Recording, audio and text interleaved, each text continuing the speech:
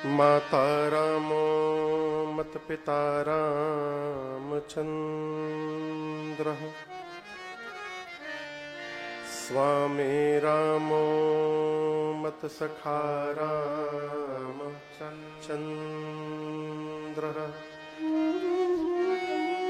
सर्वस्वं मे रामचन्द्रो दयालु नार्यं जाने नैव जाने न जाने बंदों श्री तुलसी के चरण जिनकीन्हूं जग काज कलि समुद्र बूढ़त लखें प्रगट्यों सप्त जहाज सिय राममय सब जग जानी करऊं प्रणाम जोरि जोग पानी।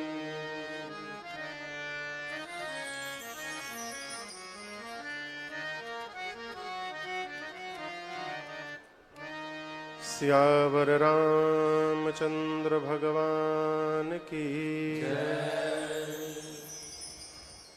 श्री बाल कृष्ण भगवान की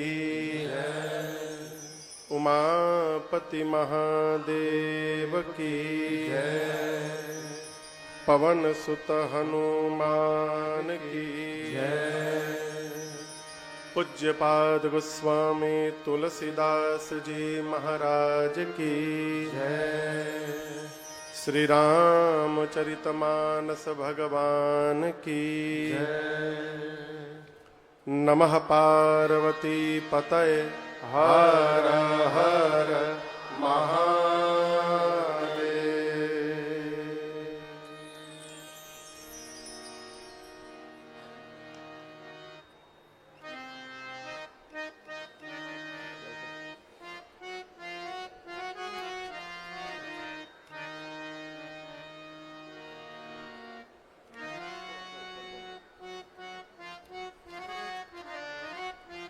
अनंत कोटि ब्रह्मांड नायक परम पिता परमेश्वर भगवान श्री सीताराम जी के चरणों में बारंबार वंदन।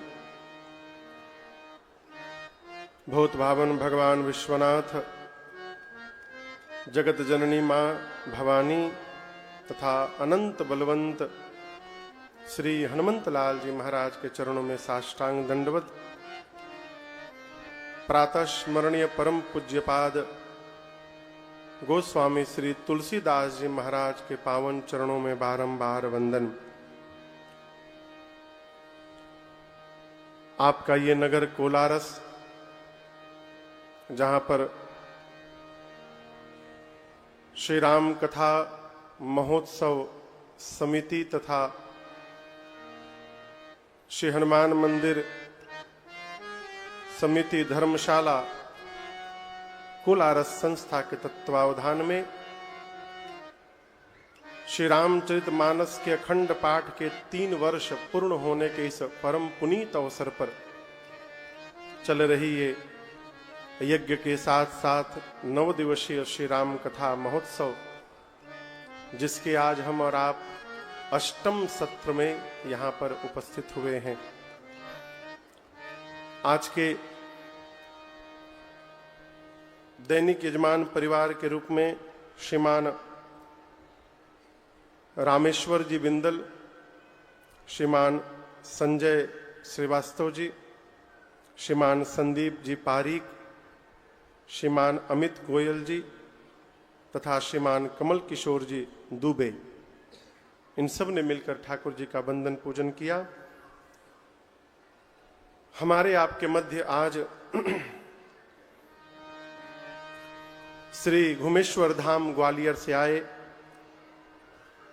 प्रातः स्मरणीय परम पूज्य श्री श्री 1008 श्री महामंडलेश्वर अनिरुद्ध वंजी महाराज यहां पर उपस्थित हैं। एक बार करतल ध्वनि से अभिवादन करिए।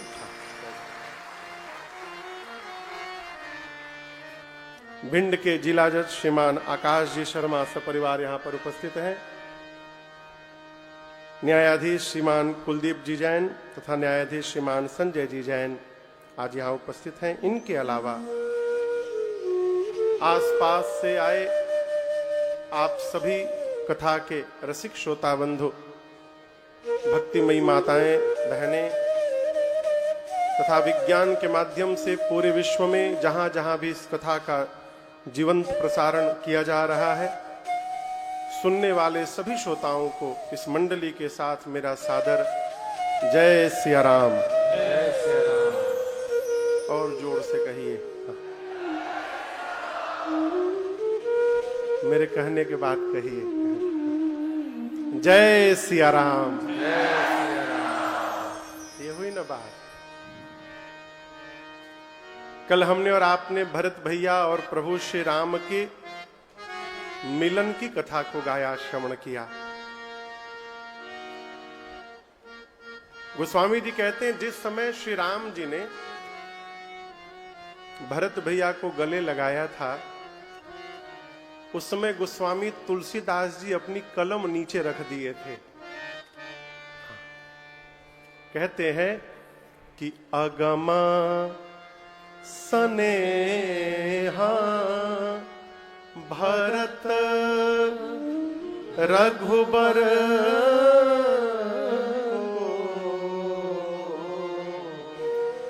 जहन जाई मन विधि हरि हर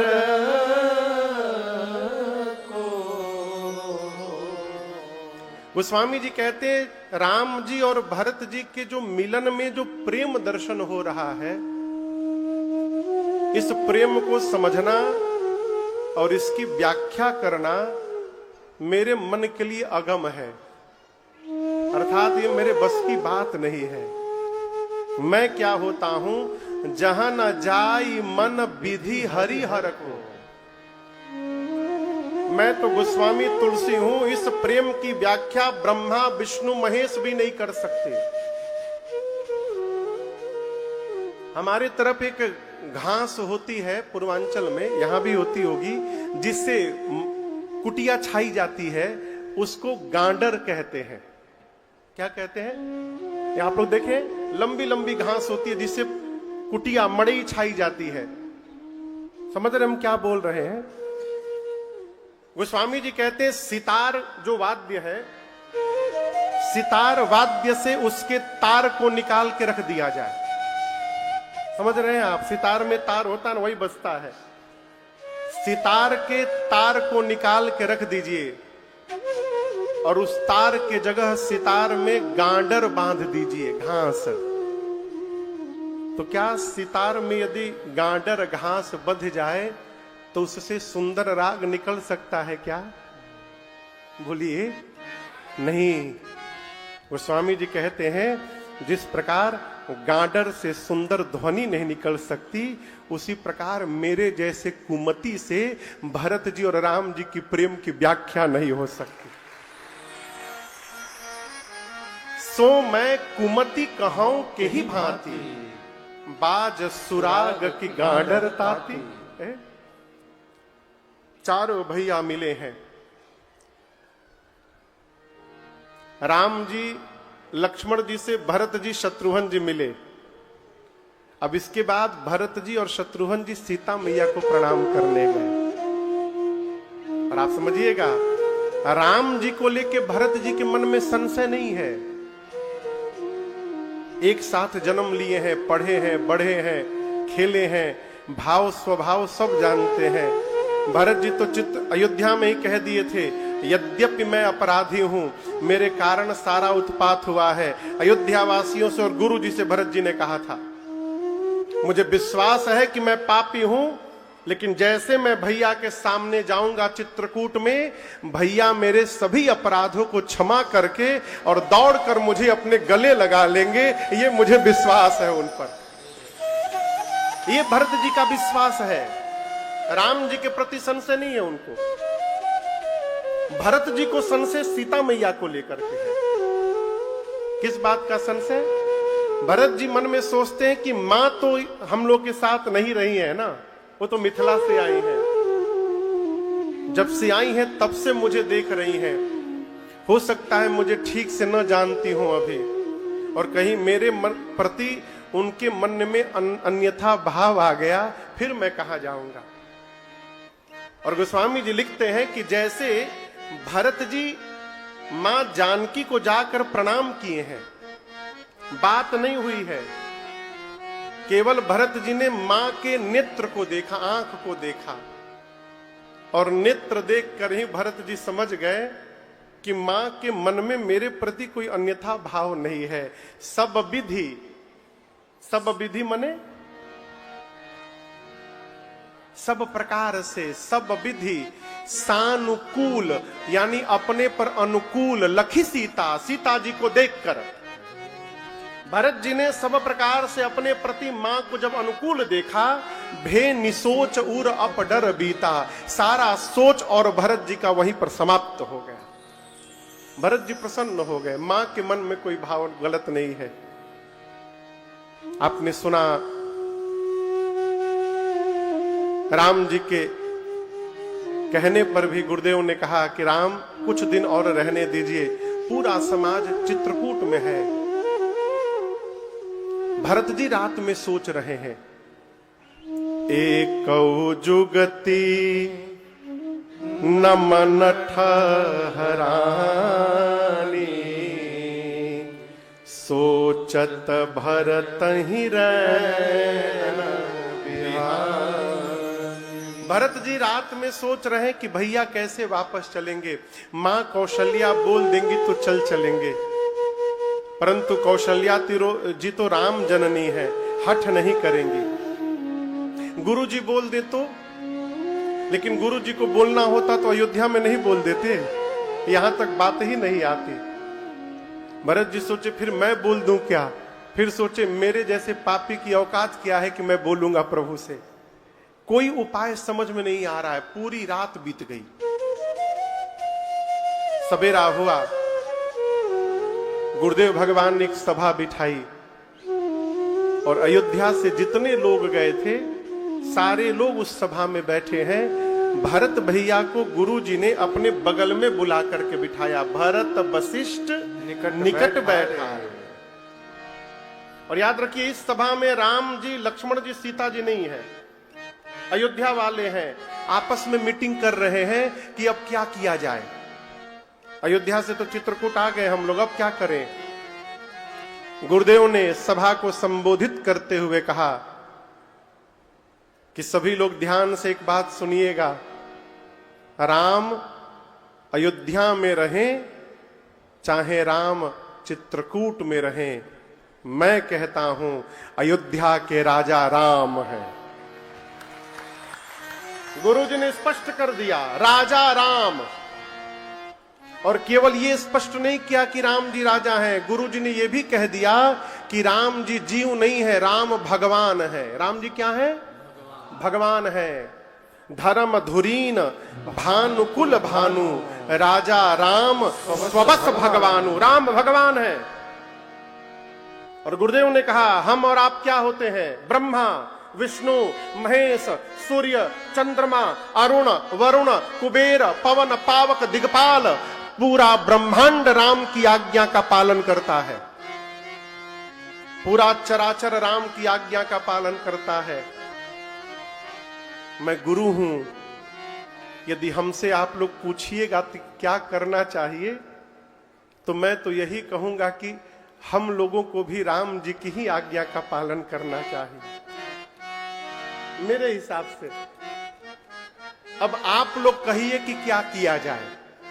मेरे हिसाब से ये करना चाहिए। देखिए सदगुरु का यही कार्य है क्या सही है क्या गलत है ये बताना। अब किस मार्ग पर चलना है इसका निर्णय हमको आपको स्वयं करना है। मैं आपको उदाहरण दे रहा हूं। ये दो माला दिख रही है ना, एक बड़ी है और एक छोटी है, ठीक है ना। मान लीजिए ये दो पुष्प हैं, ये बड़ा पुष्प है, ये छोटा पुष्प है, लेकिन ये बड़ा वाला पुष्प मुरझा गया है और ये छोटा वाला पुष्प खिला हुआ है, ठीक ना। अब यदि प्रकाश न हो तो आपको कैसे पता चलेगा कौन सा पुष्प लेना है कौन सा पुष्प नहीं लेना है? पता चलेगा? बोलिए नहीं। लेकिन जैसे प्रकाश आएगा, प्रकाश के बाद हमको ज्ञान हो जाएगा कि ये मुरझाया है और ये खिला हुआ है, पता चल गया। लेकिन इन दोनों में से किसका चयन करना है ये हमको आपको निर्णय करना है। प्रकाश उठाकर हाथ में नहीं देगा, ये हमको आपको चुनना है क्या करना है। उसी प्रकार गुरु जी ने कहा क्या उचित है, मैं बता दिया, राम जी की आज्ञा का पालन किया जाए। अब क्या करना है आप लोग बताइए, क्या करना है? कोई खड़ा नहीं हुआ तो भरत जी खड़े हुए, कहते गुरुदेव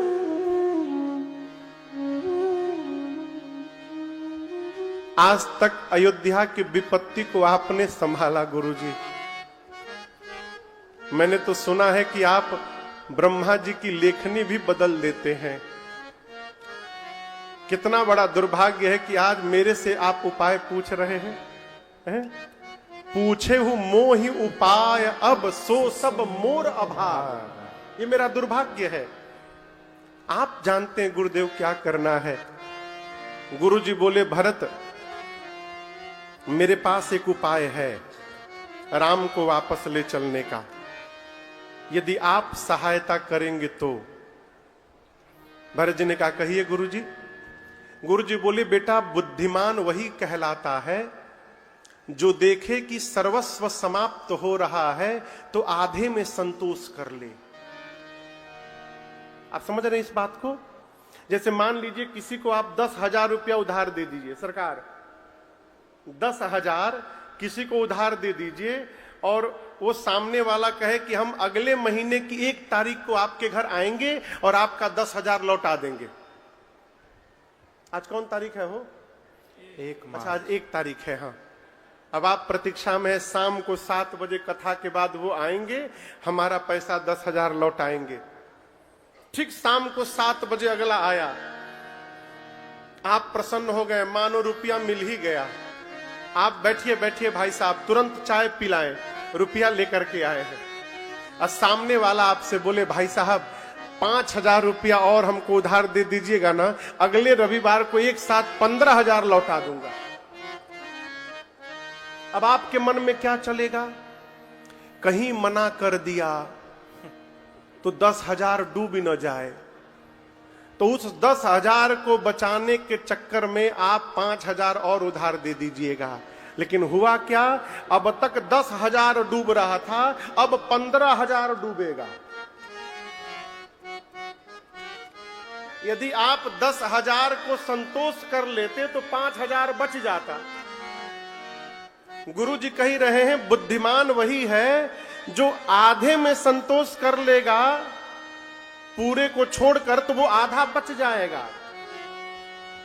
भरत जी बोले मुझे समझ में नहीं आई बात गुरुजी, स्पष्ट कहिए। गुरुजी बोले भरत यदि राम की जगह पर तुम और शत्रुघ्न 14 वर्ष वन में रहने को तैयार हो जाओ तो मैं कहता हूं मैं राम लक्ष्मण सीता को लेकर अयोध्या वापस चला जाऊंगा। परंतु राम की जगह आप दोनों भाई को 14 वर्ष रहना पड़ेगा। गोस्वामी जी कहते हैं ये बतिया सुन के ना भरत जी खड़े होकर नाचने लगे।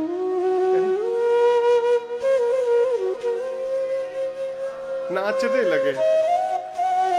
और गोस्वामी जी लिखते हैं कि कैसे नाच रहे हैं। जनुजी राव राम भय राजा,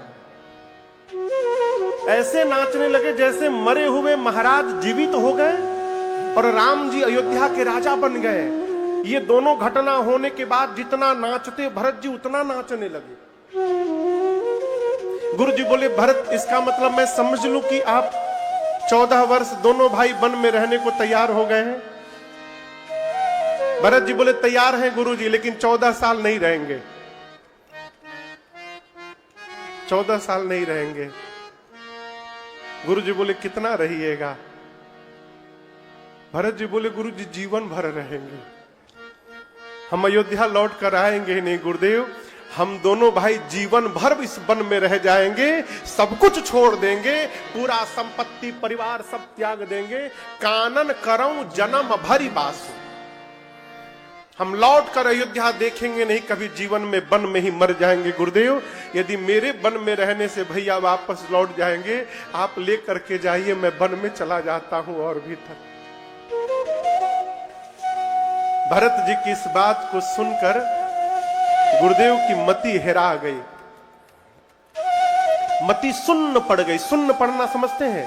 सुन्न पड़ना क्या करें समझ में नहीं आ रहा है। गोस्वामी जी कहते हैं गुरु जी की हालत कैसे हुई? एक अबला स्त्री समुद्र के किनारे खड़ी हो और उस स्त्री को समुद्र पार करना है। गा चह पार जतन ही अहेरा, पावत नाव न बोहित बेरा। एक स्त्री को समुद्र पार करना हो, समुद्र के किनारे खड़ी हो और उसके सामने कोई नाव जहाज ना हो, उस समय उसकी मति जैसी होगी, गुरुदेव की मति हो गई। सबको लेकर पहुंचे राम जी के पास और कहा राम तुम्हारे भाई भरत के प्रेम ने मेरे विचार करने की शक्ति को समाप्त कर दिया है। भरत के प्रेम के आगे मेरी बुद्धि सुन्न हो गई, मैं कुछ सोच नहीं पा रहा हूं।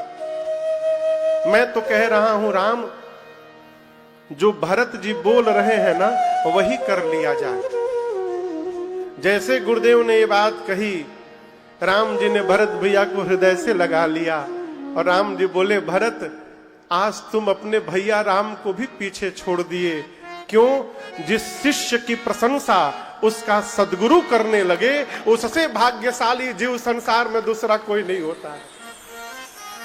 तुम्हारी प्रशंसा गुरुदेव कर रहे। राम जी ने कहा ठीक गुरुदेव, मैं भी बोल रहा हूं, जो भरत बोलेंगे वो मैं करूंगा। गुरु जी ने भरत जी से कहा भरत अब ऐसा अवसर बार बार नहीं मिलेगा, जो कहना है आज कह दो, जो कहना है बेटा। भरत जी खड़े हुए, हाथ जोड़कर सभा के सामने कहे गुरुदेव आपने कहने के लिए कहा, लेकिन मैं आपसे कह रहा हूं, मैंने आज तक भैया के सामने कुछ कहा नहीं है। महू स्नेह सकोच बस, सन्मुख कही न बै, दर्शन तृप्तन आज लगे, प्रेम पिया से। भरत जी कहते हैं मैंने आज तक कभी भैया के आगे कुछ बोला नहीं है, मैंने आज तक केवल इनको देखा है। अच्छा आप बताइए, मुख में और आंख में सबसे ऊपर कौन आता है? आंख। भरत जी बोले आंखें देखती हैं, लेकिन आज तक मेरी आंखें तृप्त नहीं हुई दर्शन से। आंख भर जाए तब न जिह्वा का नंबर आए बोलने का। अब तक तो मैं आंखों में ही फंसा हूं गुरु जी, मेरी आंखें आज तक तृप्त नहीं हुई, मैं आज तक बोला नहीं कभी, लेकिन आपकी आज्ञा हुई है गुरुदेव तो मैं बोलूंगा आज। और भरत जी शुरू होते कहते हैं, क्या कहते हैं? मैं जानू निज नाथ स्वभाव। भरत जी बोले मैं अपने प्रभु का स्वभाव जानता हूं। क्या जानता हूं? स्वभाव। क्या जानते हैं? कौन सा स्वभाव? भरत जी कहते हैं अपराधी हूं पर को नकार। भरत जी बोले मेरे भैया अपराधी पर भी क्रोध नहीं करते। ये राम जी का स्वभाव है। भगवान अपराधी पर भी क्रोध नहीं करते। राम जी, मैं तो इनका भाई हूं। भरत जी बोले मैं पूरी सभा से एक राज की बात बताना चाहता हूं। पूरी सभा से। गुरुदेव, आप लोग बचपन में सुने होंगे कि मैंने कई बार भैया को हरा दिया है खेल में, सुने हैं ना? गुरु जी बोले हां, राम जी कहते थे कि भरत ने मुझे हरा दिया, लेकिन गुरुदेव ऐसा हुआ नहीं था आज तक कभी। हम लोग जब बचपन में खेलते थे ना गुरुजी, तो राम भैया कहते थे कि भरत, मैं लक्ष्मण एक दल में रहेंगे और तुम शत्रुघ्न विरोधी दल में रहोगे, सामने के दल में। तो मैं भैया का पांव पकड़ के रोता था, कहता था प्रभु मैं तो सपने में भी आपके विरोध में नहीं खड़ा हो सकता हूं, आप मुझे अपने साथ क्यों नहीं रखते हैं, विरोधी दल में क्यों खड़ा कर रहे हैं? तो राम भैया कहते थे भरत, जब तुम सामने की दल में रहोगे ना, तो मैं अपने भरत को देखता रहूंगा, अब भरत अपने भैया राम को देखता रहेगा, हम दोनों एक दूसरे को देखते रहेंगे। और जानते हैं गुरुजी हम लोग क्या खेलते थे? एक गेंद रख लेते थे बीच में, उस दल का कोई व्यक्ति गेंद को मारेगा और बिना रोके इधर से गेंद को मारना है, फिर उधर से गेंद को मारना है, जिसके पास गेंद रुक जाएगी वो हार जाएगा। ये हम लोग खेल खेलते थे गुरुजी। सबसे पहले राम भैया गेंद मारे, तो राम भैया गेंद मारे तो भरत भैया ने दुगनी गति से और तेजी से उस गेंद को राम जी की ओर मारा। शत्रुघ्न जी ने पूछा भरत भैया से, भैया आप क्या कर रहे हैं? राम भैया धीरे से मारे, आप इतना तेजी से क्यों मार दिए? भरत जी बोले शत्रुघ्न, ये गेंद मूर्ख है, पूरा जगत राम की चरण की ओर दौड़ता है और ये मूर्ख राम की चरण को छोड़कर मेरी ओर आ रहा था, मैंने इसको फिर से भगवान के चरण की ओर भेज दिया। और जैसे मैंने गेंद मारा गुरुदेव, राम भैया गेंद को रोक दिए। राम जी मारे नहीं, जैसे राम जी रोके राम जी हार गए। लक्ष्मण जी नाराज हो गए, बोले राम भैया से आप जानबूझकर हारते हैं, आपने क्यों नहीं मारा गेंद को? राम जी बोले लक्ष्मण मेरा स्वभाव है, मेरा भरत साधु है, और यदि साधु किसी की ओर किसी को मेरी ओर भेज रहा है तो मैं उसको कैसे मार सकता हूं? उसको मुझे स्वीकार करना ही पड़ता है, इसलिए मैं रोक लेता हूं। भरत जी बोले गुरुदेव मैं हारने लगता था तो हारे हूं खेल जिता वही मोही। इस पापी को जिताने के लिए भैया स्वयं हार जाया करते थे। न जाने इस प्रेम पर किसकी नजर लग गई गुरुदेव, मेरे कारण मेरे प्रभु को वन में आना पड़ा। गुरुदेव ने भरत जी को संभाला। राम जी ने कहा भाई तुम पापी नहीं हो, संसार के जितने पुण्यशाली जीव हैं सब आपके पांव के धूल के भी नीचे हैं। पुण्य सिलोक तात तर तोरे, हित अनहित तो भरत पशु पक्षी भी जानते हैं। मैं एक बात कहूं, पिताजी को वचन से प्रेम था, प्राण से प्रेम नहीं था। इसलिए देखो पिताजी ने वचन का पालन किया, प्राण का त्याग कर दिया, यही मानकर जानकर एक वचन मान करके मैं वन में चला आया हूं। लेकिन भरत आज पिताजी के वचन को छोड़ने में मुझे सोच तो हो रहा है, लेकिन उससे अधिक संकोच आपने अपने भाई भरत की दशा को देख करके हो रहा है।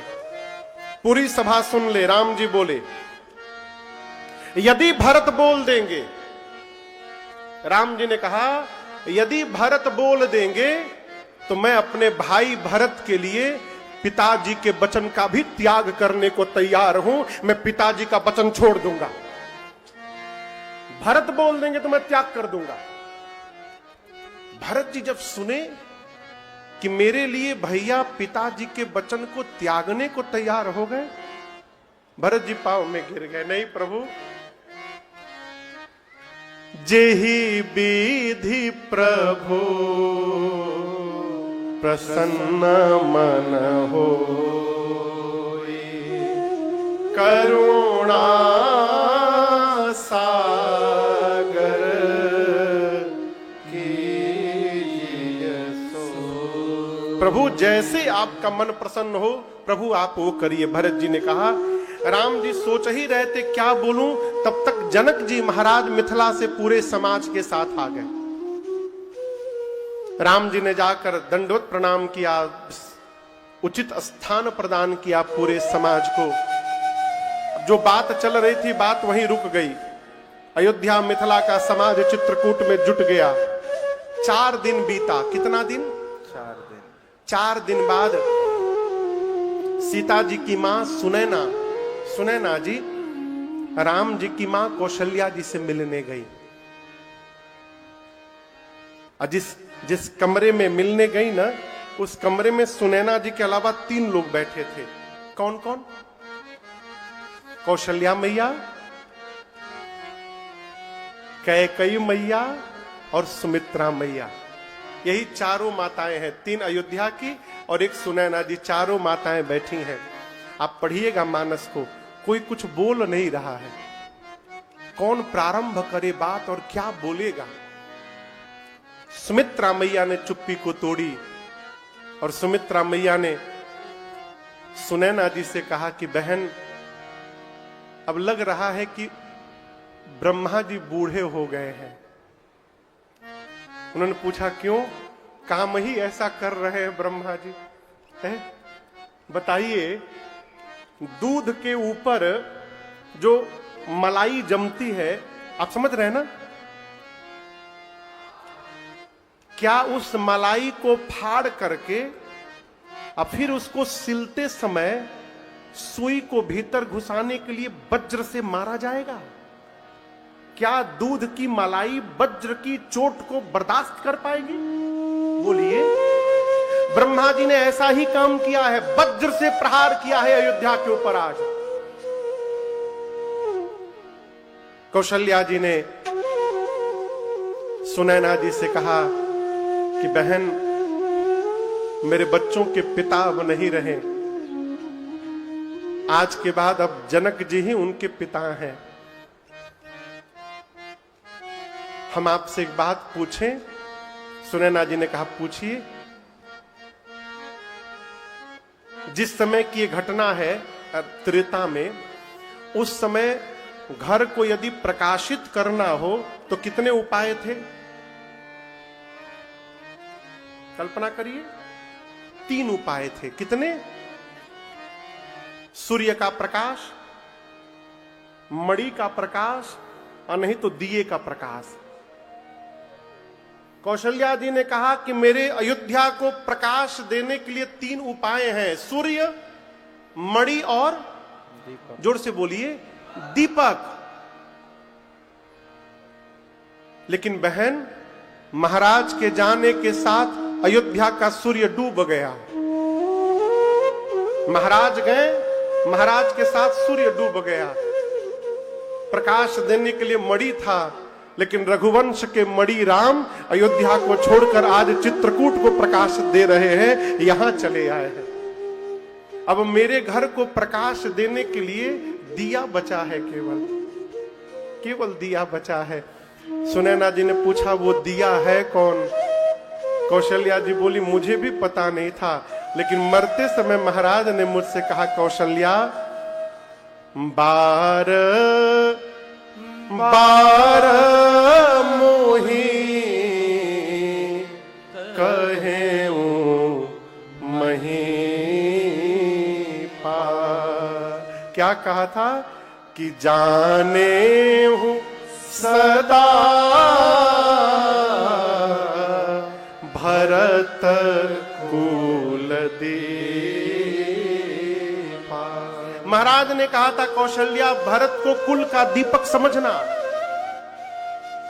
सुनैना जी ने पूछा कि उस दिए को बुझा कौन रहा है?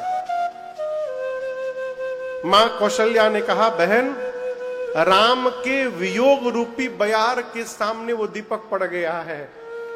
मुझे लग रहा है कि राम के वियोग रूपी हवा के आगे वो दीपक कहीं बुझ न जाए। और आप दर्शन करिए, राम जी को जन्म देने वाली मां कौशल्या कह रही हैं कि मुझे राम की चिंता नहीं है, मुझे अपने पुत्र भरत की चिंता है। कौन भरत? जिनकी मां ने राम जी को वन भेजा है। आप सोच सकते हैं, मां कहती है मोरे सोच भरत कर भारी। यदि भरत राम के साथ नहीं रहेगा तो मेरा भरत प्राण त्याग कर देगा। इसलिए आप जनक जी से कहिए महाराज ऐसा कुछ करे कि राम लक्ष्मण को छोड़ के भरत को साथ में रख ले। सुनैना जी ने समझाया है और जाते समय सीता मैया को अपने साथ में लेके चली गई।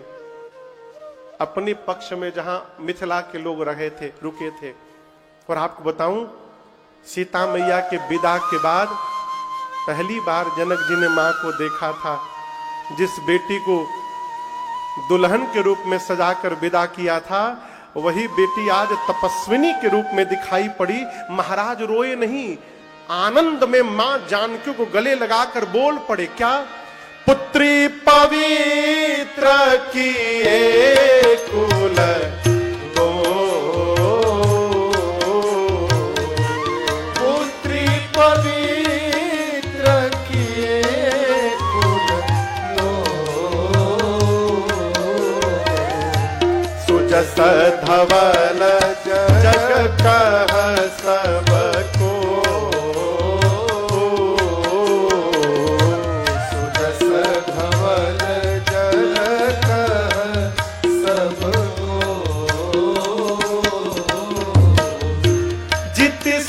सारी की रति सरे तोरे, कितनी सुर सारी की रति सरे तोरे, कवन के नबियन करो रे, कवन के करो रे, कवन के नबियन करो रे। गोस्वामी जी कहते हैं मां जानकी को देखकर श्री जनक जी महाराज दौड़कर गले लगा लिए और क्या बोले? पुत्री पवित्र किए कुल दो। महाराज बोले हे मेरी बेटी जानकी, आज आपने दो दो कुलों को पवित्र कर दिया। कितने कुलों को? दो कुल को। कौन कौन से कुल? निमि कुल में जन्म लेकर आपने निमि कुल को पवित्र किया है और रघुकुल की बहू बनकर मेरी बेटी ने आज रघुकुल को भी पवित्र कर दिया है? देखिए, लड़का जन्म लेगा ना तो एक कुल को तारेगा, वो भी कब? जब लायक होगा तब। और लड़का कितना लायक है तो रामे जी जान रहे हैं। लेकिन बेटियां जन्म लेगी तो दो दो कुलों को तार देंगी माई बाप। इसलिए घर में बेटी जन्म ले तो बेटों से अधिक उत्साह मनाइए और आनंद मनाइए। हम देखते हैं घर में लड़की जन्म ले जाए, क्या हुआ है? चोखा नियर मुंह बना के बोलते हैं, मारे मुंहवा पर 4 थपड़ा। बेटी हो गई महाराज, बेटी। अरे बेटी हो तो नाचो। लड़कवा छोड़ के भाग जाते हो, लड़की बाबूजी कब सर दबाती है? हमारे एक जानकार में लोग हैं, अब पता नहीं अब जीवित है कि नहीं। उनकी पहली बेटी जब जन्म ली, मैं सत्य घटना सुना रहा हूं। जब उनके घर में बेटी ने जन्म लिया तो उस बेटी का नाम रखे आपत्ति। हाँ, सरकार पहली बेटी जन्म ली तो नाम रखे आपत्ति, पुकारने का नाम। दूसरी बेटी जन्म ली तो उसका नाम रखे विपत्ति। तीसरी बेटी जन्म ली तो उसका नाम रखे समस्या।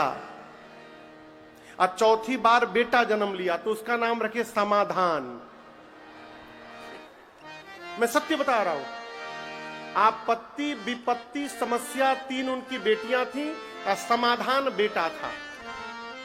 बेटा जब बड़ा हुआ ना तो वो समाधान किया उनका, वो समाधान किया। आप सोच, मार मार के बाबूजी को घर से बाहर निकाल दिया।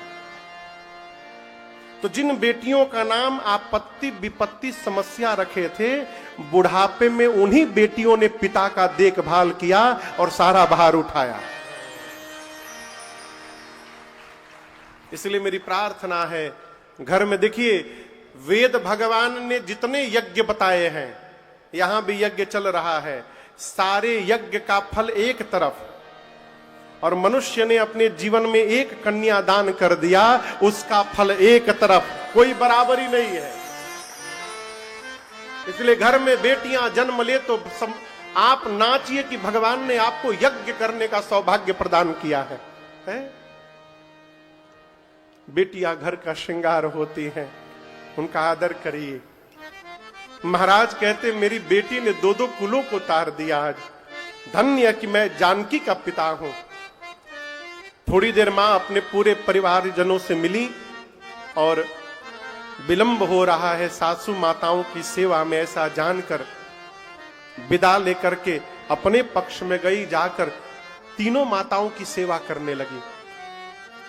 इधर रात्रि में सुनैना जी ने जनक जी से कहा कि कौशल्या जी कह रही थी, आप ऐसा कुछ करते कि राम लक्ष्मण को छोड़ के भरत को रख लेते।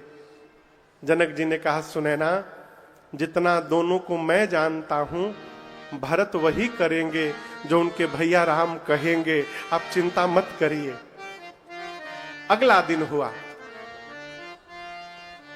गुरुजी राम जी से बोले, राम निर्णय ले लो, कुछ कर किया जाए, क्या किया जाए? राम जी बोले, गुरुदेव आप बड़े हैं, आप निर्णय लीजिए। गुरुजी जनक जी के पास जाकर बोले, महाराज आप राजा हैं, आप निर्णय लीजिए, कौन कहां रहेगा, आप निर्णय ले लीजिए। जनक जी जाकर भरत जी से बोले, भरत तुम निर्णय ले लो। भरत जी बोले, पिता के रूप में आप हैं, भगवान के रूप में गुरु जी हैं, आप लोगों के रहते मैं निर्णय लूंगा अच्छा लगेगा क्या? आप बड़े लोग हैं, आप लोग निर्णय लीजिए। अब देखिए, कोई निर्णय नहीं ले रहा है। अंत में राम जी ने सौगंध ले लिया, गुरु जी आपके चरण की सौगंध, आप और जनक जी जो आज्ञा देंगे मैं उसी का पालन करूंगा। अच्छा आप बताओ, उचित क्या है? वन में कौन रहेगा? किसका रहना उचित है वन में? राम जी का। अयोध्या जाना किसका उचित है? भरत जी का। समस्या जानते सब हैं क्या उचित है, लेकिन भरत जी से कहेगा कौन कि आप वापस चले जाइए? ये कलंक कौन लेगा अपने सिर पर? इसलिए कोई निर्णय नहीं ले रहा है।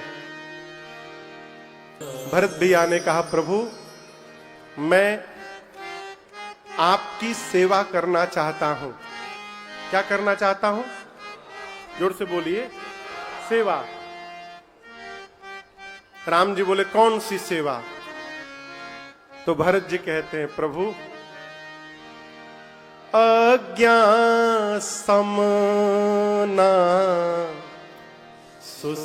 सुसाहिब सेवा, सो प्रसाद जन पावे देवा। भरत जी कहते हैं, प्रभु श्रेष्ठ की सबसे बड़ी सेवा है श्रेष्ठ की आज्ञा का पालन करना। आप समझ रहे हैं इस बात को? श्रेष्ठ की सबसे बड़ी सेवा क्या है? आज्ञा का पालन करना। पिताजी की खूब सेवा कर रहे हैं, कपार में तेल लगा रहे हैं, पांव दबा रहे हैं, अब बात कोई नहीं मान रहे हैं। तो इस पांव दबाने का काम मतलब है वो भरत जी कहते मैं क्या चाहता हूं, सहज स्नेहा स्वामी सेवकाई। मैं आपसे प्रभु सबसे पहले सहज प्रेम करना चाहता हूं, आपकी सेवा करना चाहता हूं, लेकिन सेवा कैसे करना चाहता हूं, स्वार्थ छल फल चार विहाई। ऐसा नहीं कि मैं आपकी पांव दबाऊंगा, आपकी सेवा करूंगा तो बदले में कुछ चाहूंगा। स्वार्थ कोई नहीं है, कोई छल नहीं है, और चार फल नहीं चाहिए। चार फल क्या? चार फल क्या? धर्म अर्थ काम मोक्ष। न स्वार्थ कोई है, न कोई छल है, और न कोई हमको फल चाहिए। मैं केवल आपकी सेवा करना चाहता हूं। राम जी बोले कैसी सेवा? तो आपकी आज्ञा का पालन करना चाहता हूं। मैं चाहता हूं प्रभु आप अपने मुख से कहिए, और आप जो भी कहिएगा मैं उसको सिरोधार्य करूंगा नाथ। राम जी भरत जी को अपने बगल में बिठाएं और कहें, भरत तुम तो सब जानते हो, रघुवंश की रीति को जानते हो, रघुकुल की रीति को, पिताजी के प्रेम को, सत्य को जानते हो। हम एक बात कहें भरत, अभी हम और आप अनाथ नहीं हुए हैं। पिताजी नहीं है तो क्या हुआ? देखिए जनक जी महाराज बैठे हैं, आज से हम लोग के पिता के समान जनक जी महाराज हैं, वो पिता जैसे हैं। भगवान के रूप में गुरुदेव बैठे हैं, हम तो अनाथ नहीं बहे हैं। हम तो यही कहेंगे भरत जी आप अपने धर्म का पालन करिए और मुझसे मेरे धर्म का पालन करा दीजिए। किसने कहा? राम जी ने कहा, जाना होता तरनी को आप सब जानते हैं भरत जी, इसलिए सो तुम करहो करावा। आप अपने धर्म का पालन करिए, मुझसे मेरे धर्म का पालन कराइए। मैंने बोल दिया। भरत जी बोले भैया मेरे जीवन में केवल एक धर्म है। राम जी बोले क्या? भरत जी बोले अंतिम सांस तक आपकी आज्ञा का पालन करना है, यही भरत के जीवन का एकमात्र धर्म है। मैं दूसरा कोई धर्म जानता ही नहीं। उसका पालन आप कराइए प्रभु, आप मुझे आज्ञा दीजिए। राम जी समझ गए कि अब मुझे ही कहना पड़ेगा, तो भगवान ने कहा ठीक है भरत जी मैं बोल रहा हूं, चलिए हम और आप मिल करके बंटवारा कर लेते हैं। आज क्या कर लेते हैं? जोर से बोलिए। बंटवारा समझ रहे हैं ना आप लोग? कोई बोल नहीं रहा है, समझ रहे हैं ना? जैसे राम जी ने कहा बंटवारा करेंगे, भरत जी कांप उठे, कहें भैया संपत्ति छोड़कर आप चले आए वन में, उस संपत्ति को छोड़कर मैं भी वन में आया हूं और आप बंटवारा करेंगे मेरे से? राम जी बोले करेंगे, लेकिन भाई संपत्ति में बंटवारा नहीं करेंगे, हम दोनों आज विपत्ति में बंटवारा करेंगे। हम लोग घर की विपत्ति को बांटेंगे। ये प्रसंग कह रहा है माई बाप, यदि बंटवारा करना ही है तो भाई से विपत्ति में बंटवारा करिए। संपत्ति बांटने के लिए तो बहुत लोग मिल जाएंगे, विपत्तियां कौन बांटेगा हो? है? कोई नहीं बांटेगा। हमको दया आती है, लोग अपने भाई से केस लड़ते हैं और दूसरे को कहते हैं महाराज ये मेरे भाई जैसे हैं। समझिएगा, जिसके पीछे जैसा लग गया ना वो असली नहीं हो सकता, इसका मतलब वो नकली है।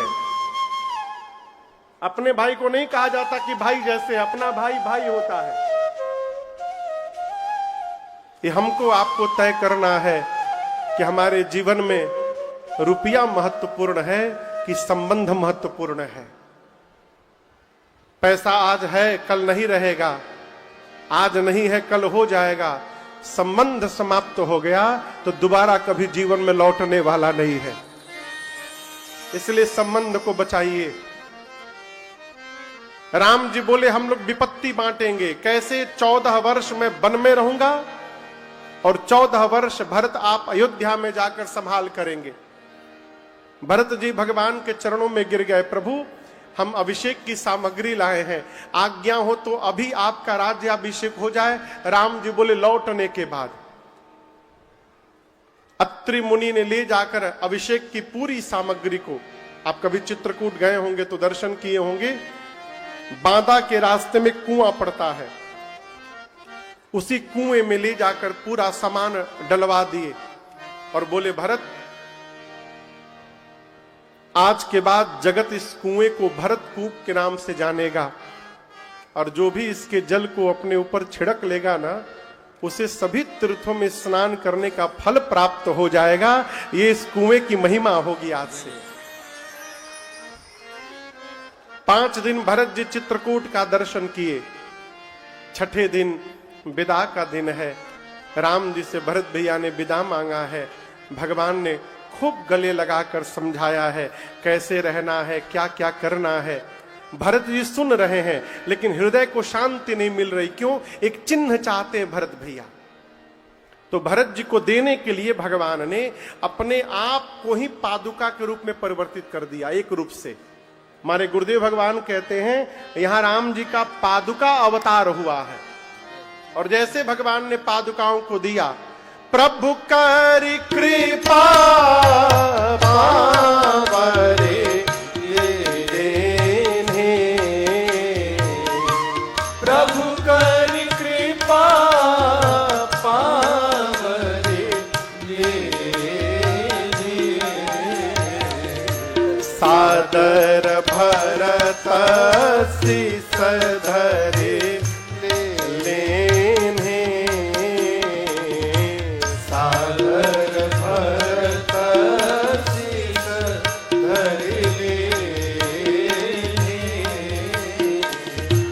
भरत मुदित अवलंब लहेते,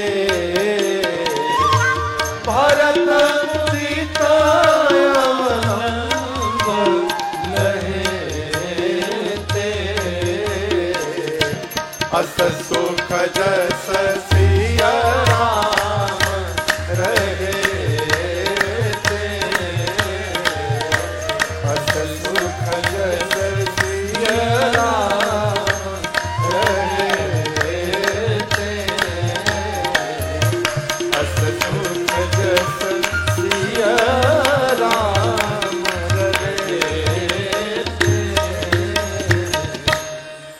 जैसे प्रभु ने पादुकाओं को दिया, भरत भैया ने पादुकाओं को सिर पर धारण कर लिया अपने। और आप दर्शन करिए, गोस्वामी जी कहते हैं भरत जी पादुकाओं को सिर पर रखें, उनको लगा कि पादुकाओं के रूप में स्वयं श्री सीता राम जी ही अयोध्या वापस जा रहे हैं। विदा के समय राम जी ने भरत भैया को गले लगाया है और दोनों भैया बहुत रोए हैं। गोस्वामी जी कहते हैं बारिज लोचन मोचत बारी, देखी दशा सुर सभा दुखारी। भगवान और भरत भैया दोनों बहुत रोए हैं। दोनों समाज को, अयोध्या और मिथिला के समाज को राम जी ने दंडवत प्रणाम करके विदा किया है। चित्रकूट से अयोध्या लौटने में 9 दिन समय लगा। कितने दिन? 9 दिन। भरत जी आए। आने के बाद भरत जी ने सबसे पहला जो काम किया, भगवान के पादुकाओं को लेकर के अयोध्या के राज सिंहासन पे रख दिया। क्यों? राम जी राजा हैं। भरत जी मान ही नहीं रहे कि पादुका है, भरत जी मान रहे हैं कि सीता राम जी आए हैं साथ में। लेकर जाकर सिंहासन पर रख दिया। जनक जी महाराज 5 दिन रुके, राजपाट को व्यवस्थित कराएं और फिर विदा लेकर मिथिला चले गए। शत्रुघ्न भैया के माताओं की सेवा में भरत जी ने लगाया। गुरुदेव से भरत जी बोले, गुरुदेव भैया मेरे वन में रह रहे हैं, मैं सेवक होके महल में रहूंगा, ये उचित नहीं रहेगा गुरुदेव। गुरु जी पूछे क्या चाहते हो? भरत जी बोले मैं नंदी ग्राम जाना चाहता हूं। भरत जी अयोध्या से दूर नंदी ग्राम चले गए। नंदी ग्राम में कुटिया बना के भरत जी कुटिया में रहने लगे। नित्य भगवान की पादुकाओं की पूजा करते हैं जाकर। कोई भी निर्णय लेना होता है तो भरत जी पादुकाओं से अनुमति मांगते हैं और पूछ पूछ करके व्यवहार करते हैं। रात्रि में सोने का समय आया तो भरत जी सोचे कि भैया मेरे धरती पर सो रहे होंगे, सेवक को स्वामी के बराबर सोना चाहिए कि नीचे? बोलिए। भरत जी सोचे यदि मैं भी धरती पर सोऊंगा तो अपने प्रभु के बराबर हो जाऊंगा, सेवक को नीचे सोना चाहिए। भरत जी कुटिया के भीतर गड्ढा खोद के और उस गड्ढे में सोने लगे। अयोध्यावासी जब भरत जी का ये चरित्र देखे तो उनकी जय जयकार करने लगे। गोस्वामी तुलसीदास जी यहां पर अयोध्या कांड को पूरा करते हुए कहते हैं, सिया राम प्रेम पीयूष पूरन होत जनम भरत को मुनि मन अगम जम नियम सम रम विषम व्रत आचरत को दुखदाह तारित दंभ दूषण सुजस मिस अपहरत को कलिकाल तुलसी से सखनी हठे राम सन्मुख करत को कलिकाल तुलसी कलिकाल तुलसी से सखनी। आपको 3-4 दिन पहले नामकरण संस्कार के दिन मैंने एक बात निवेदन की। भरत जी एक पात्र हैं। क्या है? जोर से बोलिए। पात्र मने? पात्र मने बर्तन। बर्तन को हिंदी में क्या कहते हैं? पात्र। भरत जी एक पात्र हैं। उसमें क्या भरा है?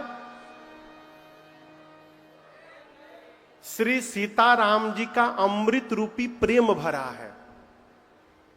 वो स्वामी जी कहते हैं यदि भरत जी जन्म न लेते तो जो योग मुनियों के मन को अगम है वो सबके लिए सुगम कौन बनाता?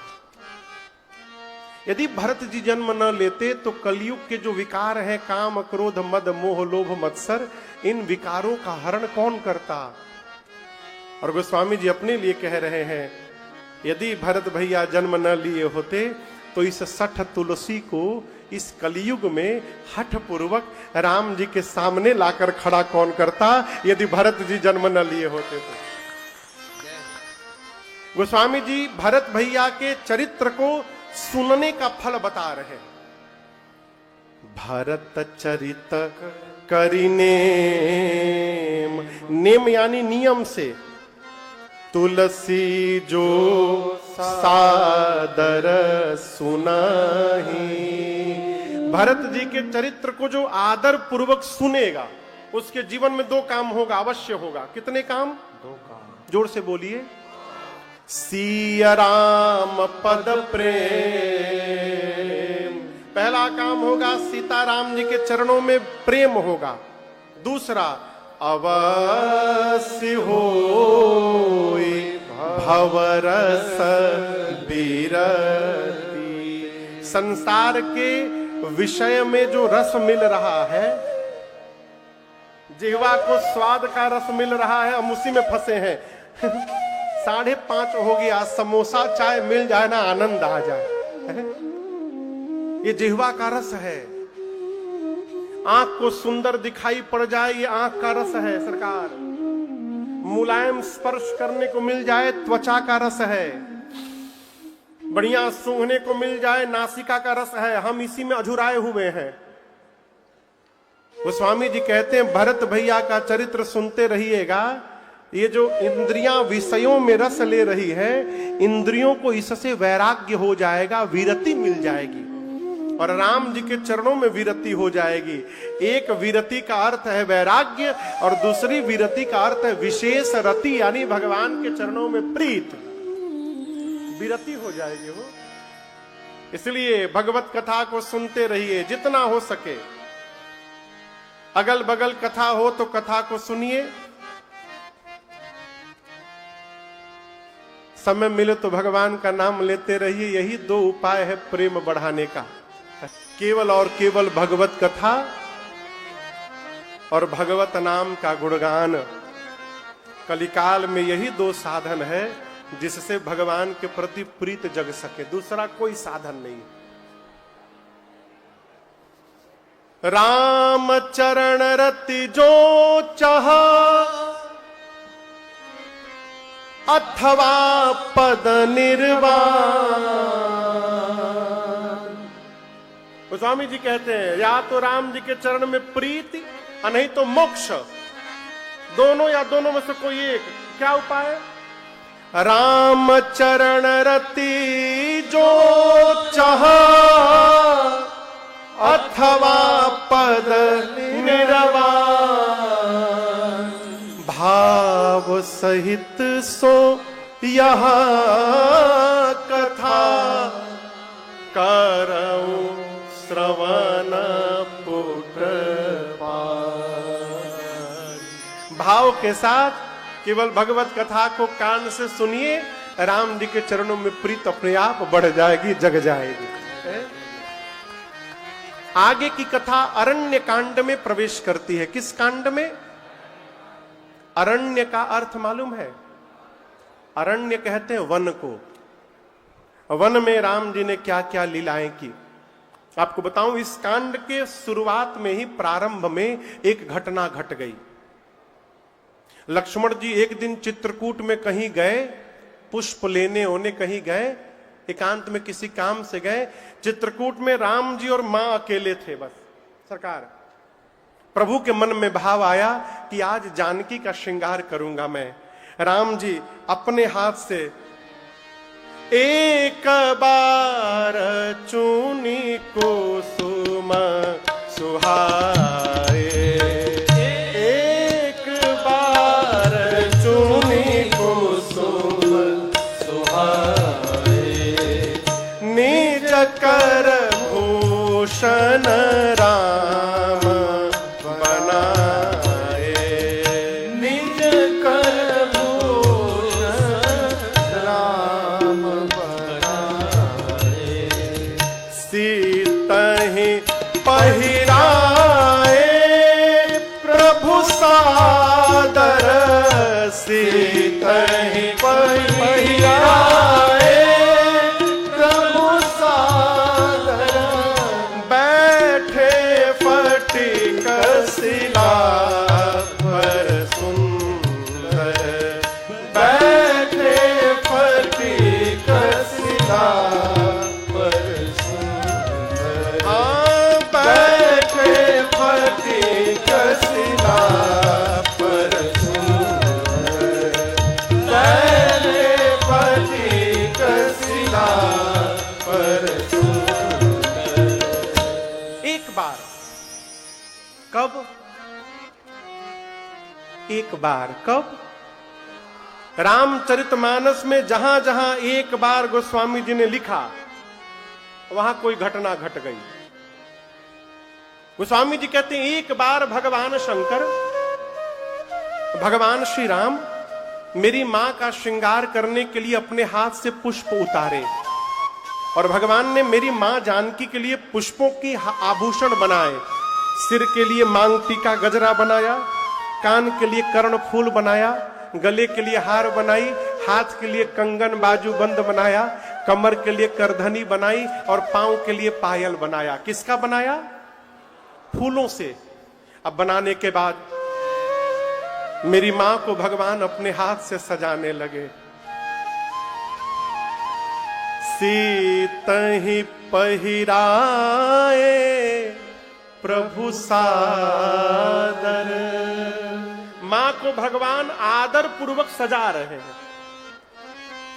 अब सोचिए क्या अद्भुत दृश्य होगा वो।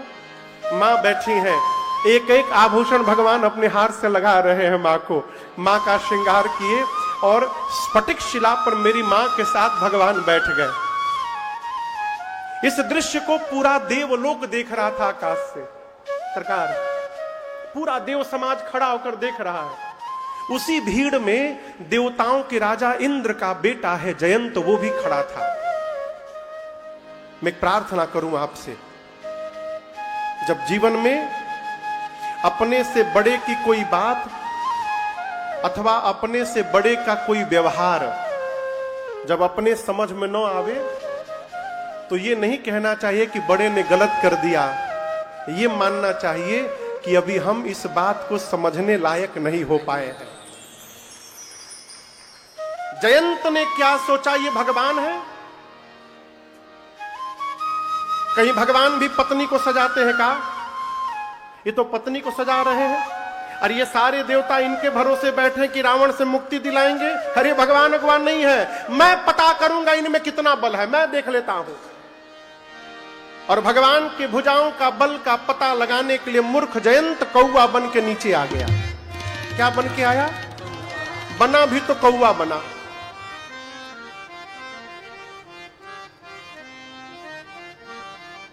कौवा बन के नीचे आ गया। कौन आ गया? जोर से बोलिए। जयंत आ गया। अब दर्शन करिए, राम जी मां को देख रहे हैं।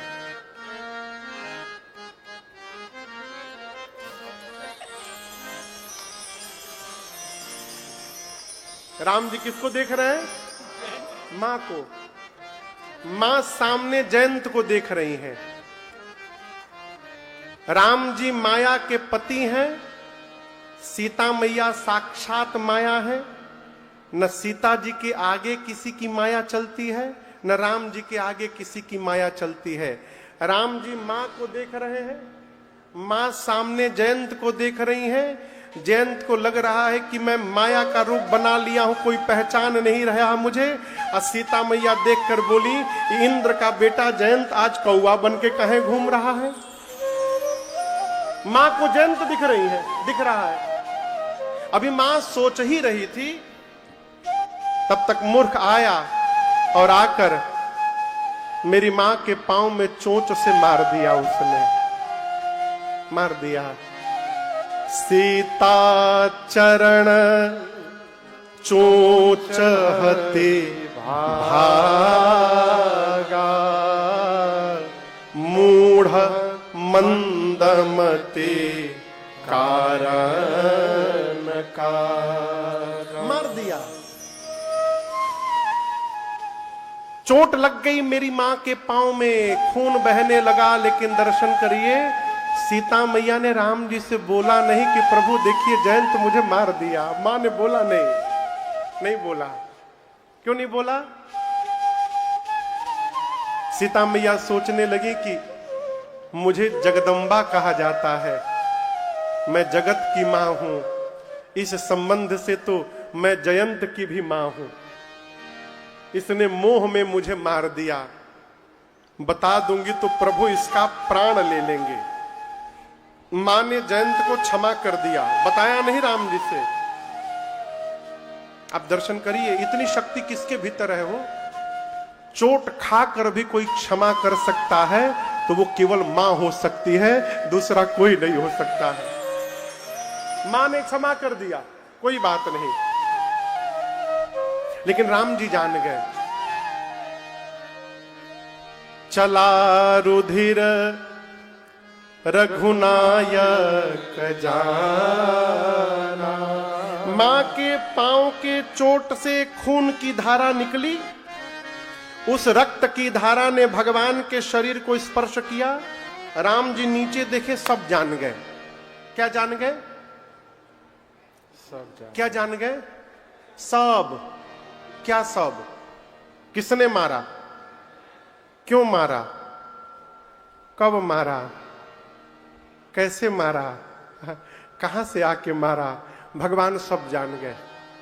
ये मूर्ख मेरा बल देखने आया है। अभी बताता हूं इसको अपना बल।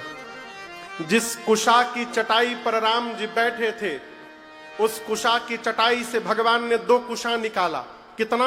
2। एक कुशा को झुकाकर धनुष बनाया और दूसरे कुशा को ब्रह्मास्त्र के मंत्र से अभिमंत्रित करके भगवान ने जयंत के पीछे छोड़ दिया। किसी ने कहा, राम जी आपके पास असली धनुष बाण वहीं बगल में है, तो असली बाण न चलाकर कुशा का बाण क्यों चला दिया? राम जी बोले, कुशा का अगला भाग बहुत नुकीला होता है, कौवा बना है, कौवा को मारने के लिए कुशा बहुत है। जहां सुई से काम चल जाए ना, वहां तलवार नहीं निकालना चाहिए। कहो। और राम जी बोले, मेरा बल देखने आया है आज ये।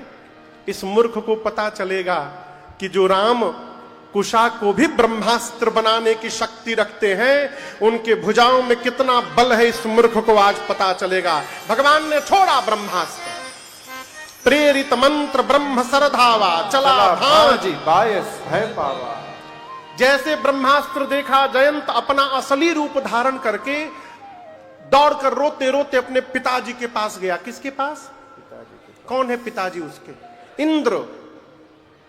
इंद्र ने पूछा, बाबू क्या हुआ? बेटा है ना, क्या हुआ, क्यों रो रहे हो? कहा, बाबूजी तुरंत भीतर हमको लीजिए, नहीं तो मर जाऊंगा। क्यों? राम जी ने ब्रह्मास्त्र चला दिया। अरे किया क्या तूने? तो मैंने सीता जी के पांव में कौवा बन के चोट से मार दिया।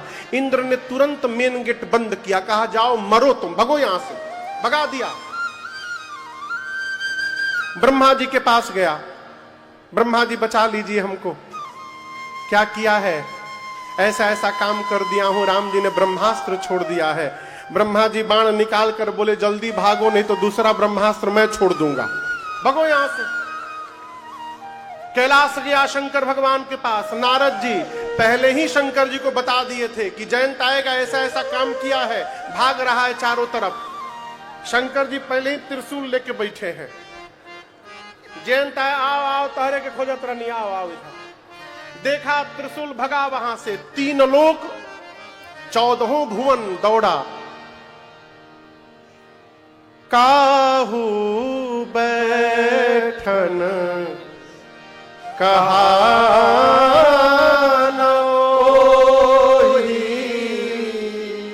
राखी को सकाई, राम कर द्रोही। किसी ने जयंत को बैठने के लिए भी नहीं कहा। भागता रहा, भागता रहा, पीछे ब्रह्मास्त्र लगा हुआ है। और यहां एक आप दृष्टिकोण समझिएगा, जब पूरे जगत की दृष्टि हमसे उठ जाती है, तब किसी न किसी संत की दृष्टि हमारे ऊपर गिर जाती है, संत की दृष्टि पड़ जाती है।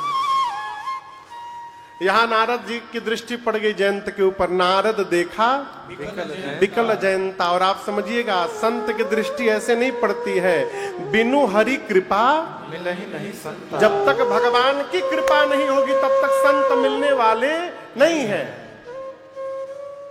नारद जी की दृष्टि पड़ गई। भगवान का यही स्वभाव है। देखिए, डांटना केवल बड़ापन नहीं है, डांटने के बाद दुलार करना यह बड़ापन है। हमारे कलकत्ता में एक बड़े धर्मात्मा व्यक्तित्व हैं। उनकी मिठाई की दुकान है तिवारी ब्रदर्स के नाम से। उनके मालिक है पंडित लक्ष्मीकांत तिवारी जी। भारत में कई उनके ब्रांच है। बहुत बड़े आदमी, बहुत बड़े आदमी तो अलग बात, वो वैसे महापुरुष, धर्म पुरुष है वो। इतने बड़े आदमी नंगे पांव चलते हैं, तो ये फटिए धोती पहन के निकल लें। ट्रेन में जाते हैं तो कई झोला मिठाई लेके जाते हैं, राजधानी में चलते हैं तो टीटी को, अटेंडेंट को, सबको मिठाई बांटते हैं। और अब बताऊं, मैंने आंख से देखा है, शुद्ध देसी घी में मिठाई बनती है। शाम को, रात को दुकान बंद होते समय जितनी मिठाई बच जाती है, अगले दिन वो मिठाई नहीं लगता काउंटर पर, वो सारा मिठाई भूतनाथ चले जाता है, गरीबों में रात को बंट जाता है पूरी मिठाई। अगले दिन नया मिठाई लगेगा। पंडित लक्ष्मीकांत जी तिवारी, बहुत पहले की बात है, उनकी गाड़ी पर पूज्य महाराज श्री के साथ मैं बैठा था। एक उनके यहां बहुत पुराने ड्राइवर थे, वो किसी बात पर नाराज हो गए तो ड्राइवर को मारे एक चाटा खींच के, मार के डांट के चले गए। जब डांट के चले गए तो नाचने लगा। तो महाराज जी बोले, बड़ा मूर्ख है तू, तुझे डांट पड़ी, मार पड़ी, तू नाच रहा है। बोला, बाबू जिस दिन मारते हैं ना, शाम को 2000 रुपया देते हैं हमको। बोला, जिस दिन साहब मारते हैं 2000 रुपया देते हैं हमको, आज 2000 शाम को देंगे। ये क्या है? ये बड़प्पन है। बड़ा वही है वो जो त्रास देने के बाद दुलार करने लगे। राम जी त्रास देते हैं तो तुरंत पकड़ के पुचकारने लगते हैं। अब तो हमारे पिताजी नहीं है। जब हम लोग छोटे थे और जिस दिन पिताजी सेवा करते थे पीठ पर, समझ रहे हैं ना आप लोग, जिस दिन पिटाई, इनकी पिटाई बस नहीं हुई है,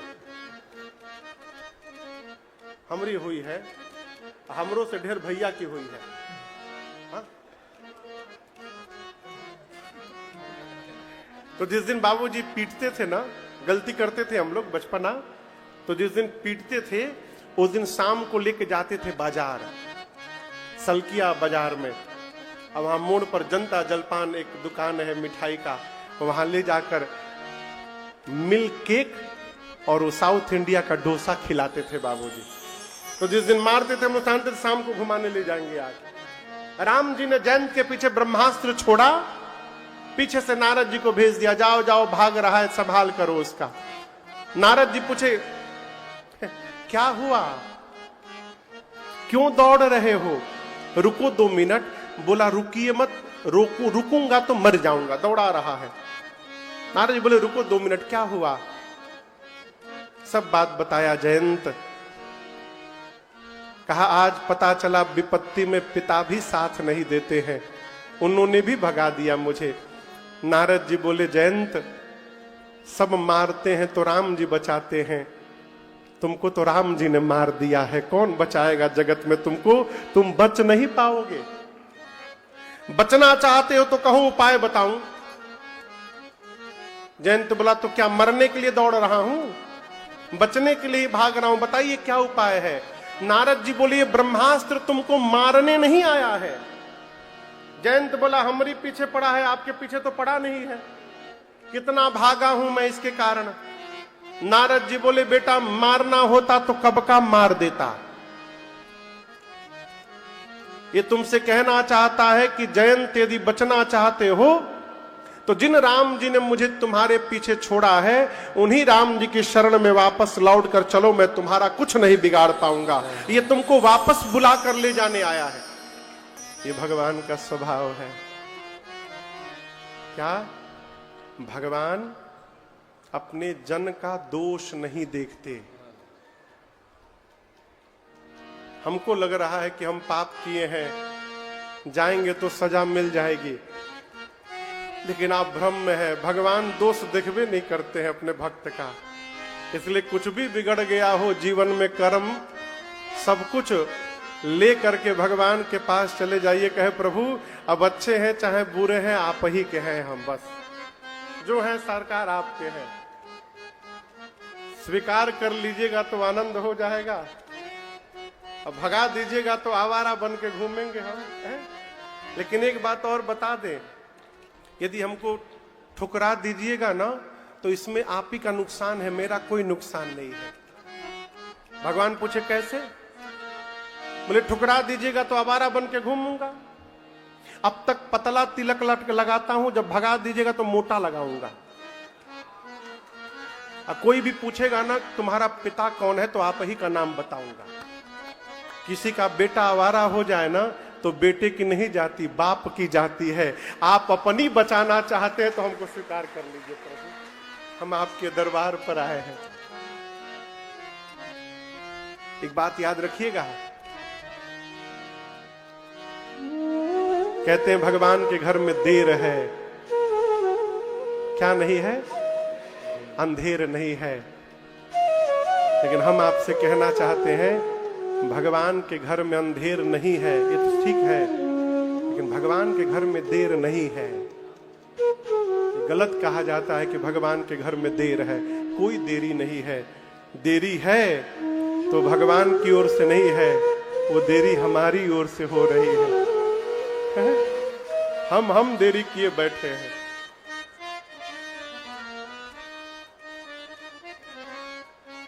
द्रौपदी ने बुलाने में देरी किया था, कन्हैया ने आने में देरी नहीं किया था।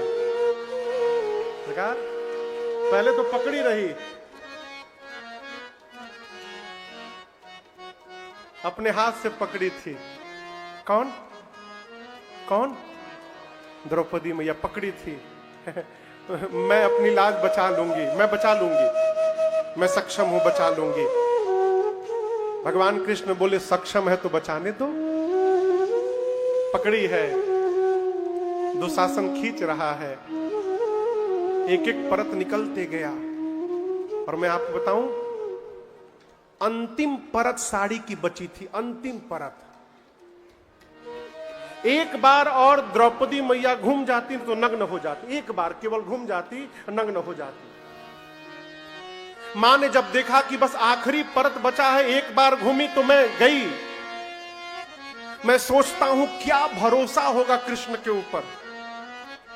आप सोचिए उस भरोसे के बारे में। भगवान द्वारिका में बैठे हैं, जिस हाथ से साड़ी पकड़ा था मां ने, कृष्ण के भरोसे मां ने हाथ छोड़कर ऊपर उठा दिया, हाथ ऊपर उठा दिया। कहा प्रभु मैं बचा भाई, अब तुम बचा सकते हो तो मेरी लज्जा करके बचा लो।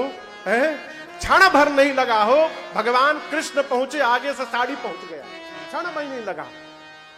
यहां दर्शन करिए, द्रौपदी ने बुलाने में देरी किया था, बुलाया तो मेरे भगवान ने आने में देरी नहीं किया। इसलिए भगवान के घर में न देर है, न भगवान के घर में अंधेर है, देरी नहीं है। आप बस टिके रहो, बस।